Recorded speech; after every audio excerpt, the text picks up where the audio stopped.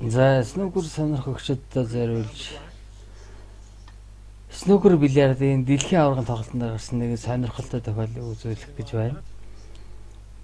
За Грэм Дот хамгаалах safety цохилт хийсэн чинь бухан буланд очиад унах гэсэн бухаг унагаасангүй гараараа тогтоогод зогсоочлоо.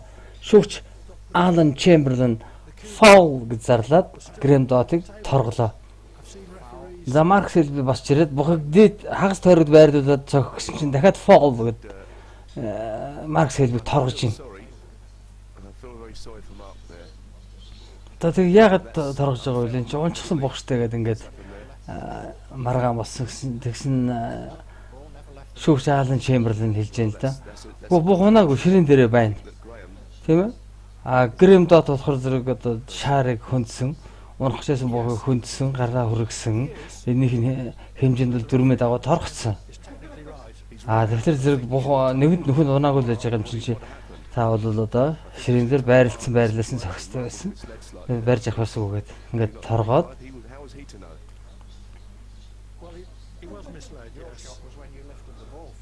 тэгээд чихэн юм инээдтэй тохиолдлоо. Тийм шаар унаагүй бол ширэн дээр унаагүй үлдсэн бол унаагүйгээр л тасагдана. Дөрмийн дагуу.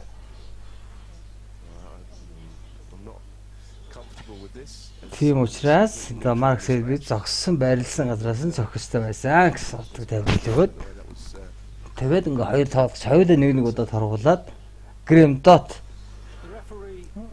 хагас тойрог дээрээс тоглолтыг үргэлжлүүлж байна. Шүүгч өөрөө хүртэл нэгээд үзэгчд нэгээд тоглогчд нэгээд ийм сонир тохиолдол болсон.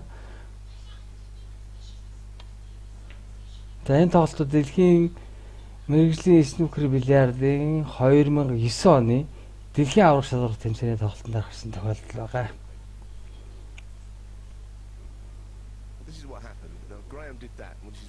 За тэр ингээд унжсэн бохыг яаж зогсоосныг ингээд дахиж харуулж байна.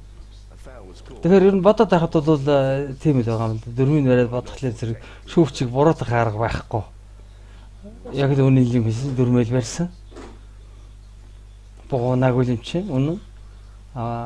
Хөндсөн шаард хөрсөн хөндсөн гэдгээр нь бол торгочихсон. Ийм байгаа.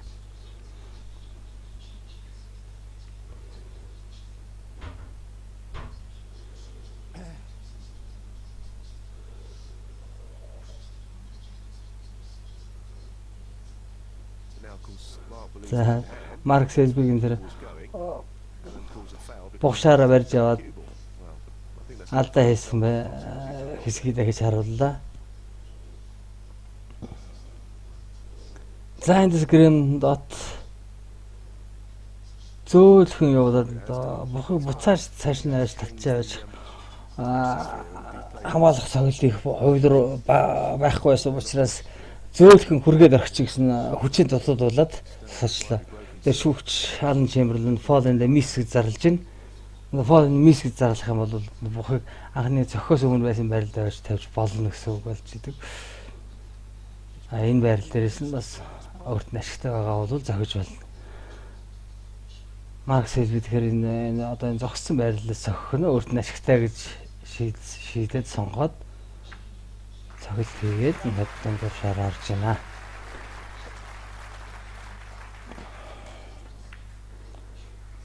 За ингээд энэ тоглолт бол ингээд цаашаа үргэлжлээд явсан.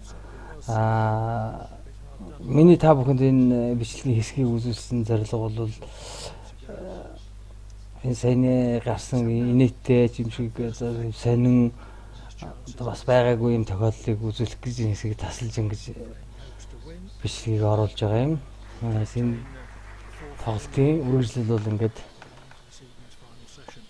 цаашаа үргэлжлэж явж тоглоод Селби хадсан юм аа.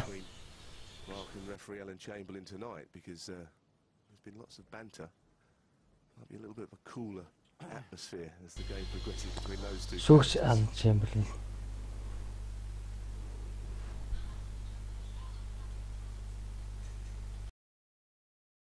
Впереди Уильямс, он же лидирует и в этом фрейме. И если одержит победу, то выиграет турнир. 42 очка перевес Марка Уильямса. Но За еще энэ 7 шаров на 2011 столе. оны Отыгрыш Марка Селби. Он Шанхай постарался Шанхай открыть Мастерс позицию. Это ему тэмцээний и удалось. Но вот удар по отыгрышу аваргын Марка төлөв финалийн Уильямса. тоглолт явагдаж байна. И Энэ удар тоглолтод Марк точен. Селби, Марк Уильямс Ну, хоёр а так тоглосон. это нет. Ну что, желтый играть, что ли? Нет, снукер. За Марк Уильямс холоос бариа цогт хийгээд Отличный удар. цогсон чинь И снукер. бариа цогтонд улаан Да, яг и в сайхан такой болонд позиции орж байна. открытый Тэгээд очень довтлоод сложно. одоо шагнал даваад довтлоод рүүлэх хувьд муутай бух эвгүй зогссон учраас бордер айч нуучлаа. За энэ тоглолтод болохоор зэрэг түрүүлж 10 хайдсан тоглогч нь энэ тэмцээний авраг болох ёстой. Тэгвэл байдлаар Марк Уильямс 9 удаа хожчихсон. Марк Селби 7 хожилтой явж байна. Тэгэхээр зэрэг одоо энэ тоглолтын дээр одоо ганцхан энэ аль нэгэн өргөгийг хожиход л Марк Уильямс авраг болно. Марк Селби ганц хожигдоход л одоо ингээл мултрах авраг боломжоо алдах ийм байдалтай болчихсон. Тэгээд тэр одоо ийм хүнд байдалтай байхад нуух тийм жоохон уур дургуутсан ч юм уу одоо уурал баг зэрэг ундуулсан ч юм уу одоо ихтгэн очиг гэх зэрэг боломж муутай байсан учраас хүчээр чанга зогчлоо. Тэгсэн Эрен Уильямс гэдэг шүүгч яаж юм л да. Фол гэдэг 6 оноогоор Марк Селби торгож байна. Ягаан явсан гэж хэлсэн. Тэгсэн чинь одоо энэ зогссон юм байрал нь Марк Уильямс тийм тааламжтай ийм байрал зогсоог учраас байрнаас нь дахиж анхны байрлалаас нь цохиулъя гэсэн байрлал байсан. Тэгэхээр зэрэг одоо анхны байрлалаас нь цохих хэрэг зэрэг нэлээд олон 5-6 шарив хөдөлсөн. Тэний зөвлөлтөн дээр. Тэгээ бүгдийн эхнээс нь бүгдний байрлал нэг жоохон төвхтэй юм л да.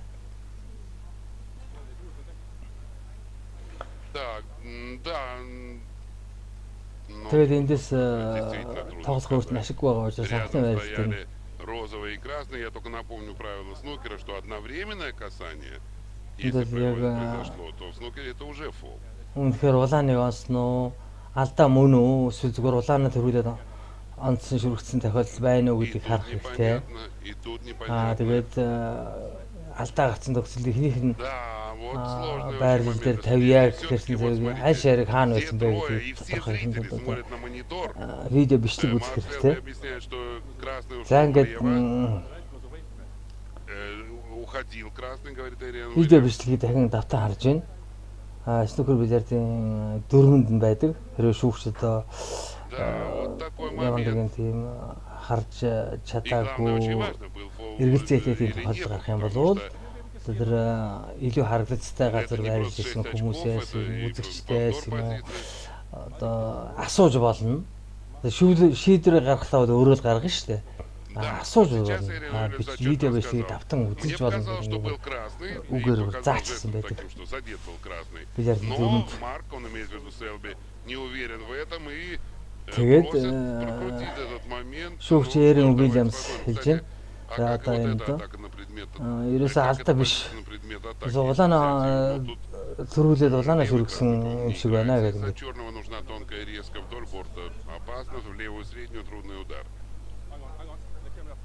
Так, ну давайте смотреть.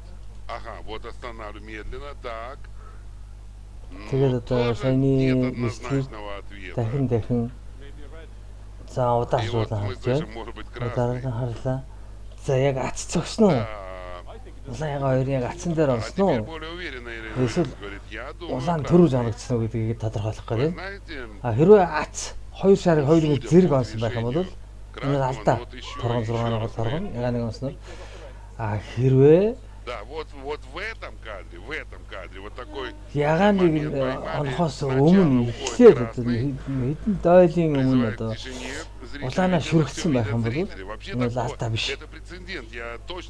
вам говорю, что определение фола при помощи Тэгэхээр видеозаписи в снукере үзэж такого байгаа не бүх было. үзэгч И пошел на это энэ Эриан бичлэгийн Уильямс только одоо потому, что он очень уважает игроков, и дэлгэцүүд рүү он не анхаарал хочет хандуулчихсан бүгдээрээ принять шүүгчнэр, сомнительное тоглогч решение, нар чтобы одоо кто-то энд дэж из байгаа игроков был найруулагч, потом, сурвалжаач нар ну, бүгд обижен, одоо неудовлетворен. дэлгэц рүү харчихсан. Вот и Пол Коллиер За энэ бол подошел.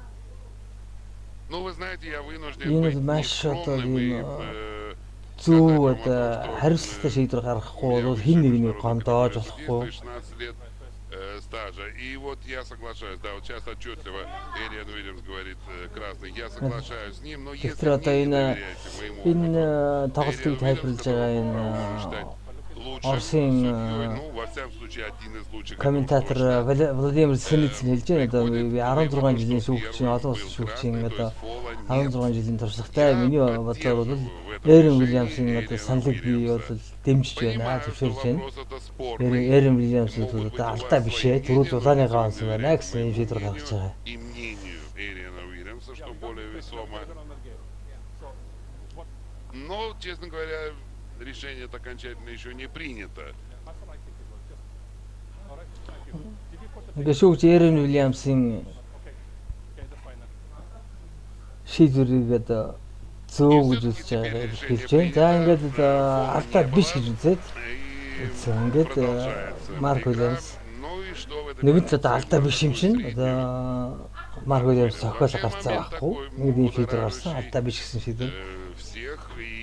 За энэ тоглолтын дээр болохоор зэрэг хэрвээ одоо ингээд хожоод Марк Уильямс хожоод авраг болчих юм болвол одоо энэ маргаантай энэ одоо өөрт нь сэтгэлд нийцээгүй шийдвэрийг бол амархан мартчих байх л да. Хэрвээ хожигдоод энэ тэмцээний одоо авраг болж чадахгүй өнгөрөх юм бол гомдолтой байх нь бол дамжиггүй юм. Тэгэхээр бас юм гэдэг юм сонирн байгаа юм л да. Марк Сэлби ингэж хамаагүй чанга цохиж ингэж нууснаас ингэж захиад онохдно.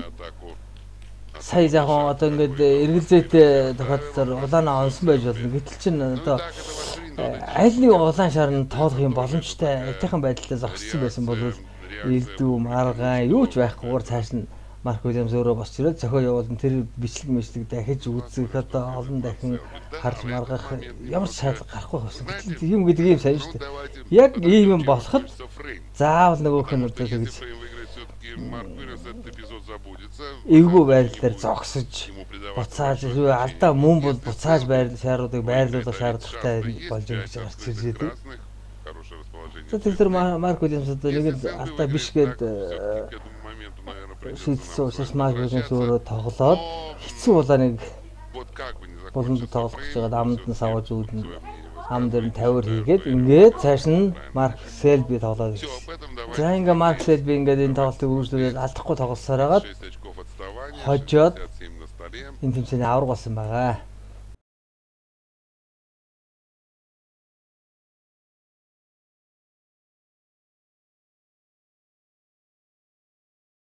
За мэргэжлийн снукер классыг дэлхийн авраг шалгуулах тэмцээний 2010 оны 3 дугаар раунд дээр 3 дугаар раундын тоглолтод гарсан бичлэгийн хэсэг байна. Ronnie O'Sullivan, Mark Selby нар тоглож байна.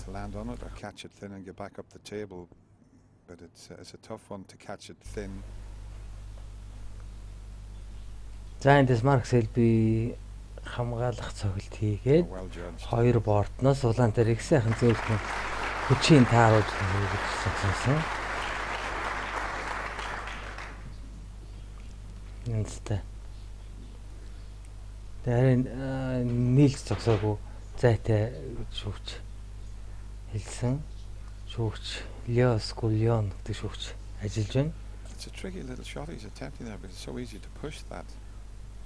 Mark has left them so close together that you've got to play away. Тэгээд яг энэ байрал дээрээс Ronnie O'Sullivan playing a push shot. Цагаан шарыг бүр ширээний тэр дээд тал руу аваачих одоо боломж муутай байсан учраас зөөлхөн хүрээд орлоо. Тэгээд одоо touch and ball гэдэг нийлж зогссон байна гэд шүүгч Leo Scullion зарласан. Тэгсэн чинь Sullivan эргэж хөрж хараад нийлээгүй байна. Зайтай байна гэж хэлж байгаа. Шүүгч дахиж эргэж хараад зайгүй нийлсэн тачин бол мөн байна гэсэн. Одоо тэрэнд нь одоо дуусаж Ronnie O'Sullivan нийлээгүй зайтай л байж тээ гэдэг ингээд маргаж байгаа. Хэрвээ одоо энэ чинь тачин бол байх юм бол одоо хинд Марк Селби ашигтай Ronnie O'Sullivan ашиггүй болчиход байхгүй юу? Нийлсэн гэх юм бол шууд салгаад Марк Селби салгаж зохиол тэр гурван жижиг өнгийн шаарны хард аваач нуучих магадлалтай. Тэр Ronnie O'Sullivan бол тэрийг хүлээн зөвшөөрөхгүй та нүдний хараач муу байна. Одоо нүдлийнхээ харааг шалгуул суулгахтай юм болж маргаж байгаа. Тэгээ үзэгчд мөн хата тэр үгэнд инээлтэж заалж шууган болж байна.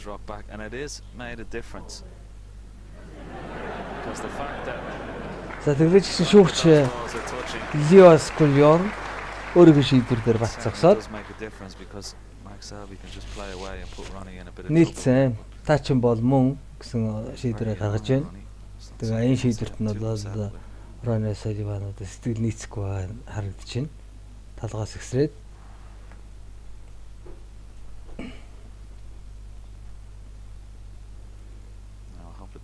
за нийлсэн шаарх судалгаар шууд салгаж зөглөө.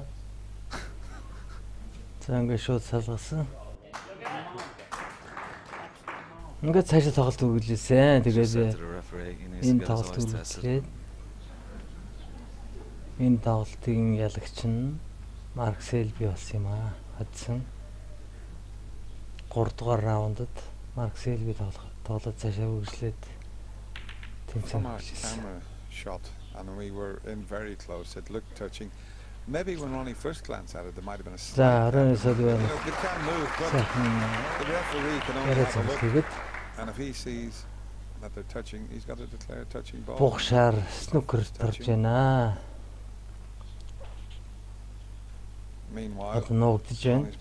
Ингэж нуугдж зогсохыг одоо Leo Scullion from Glasgow. Англ Орос тайвнаас снукер зэрдэг.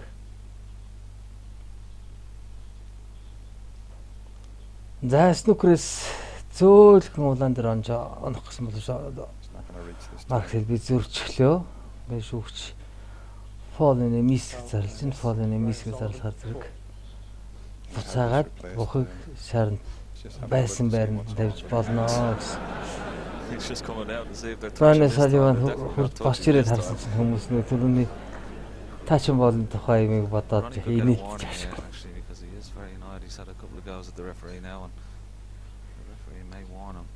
Дахиад хөрсөн хүрээгүй тухай марах юм уу гэдэг юм уу? Нэг инээдтэй юм болоод өнгөрсөн учраас үзэгчдэд яг инээдтэй байдал уур амьсгал үүсчихсэн. Let it get to him too much.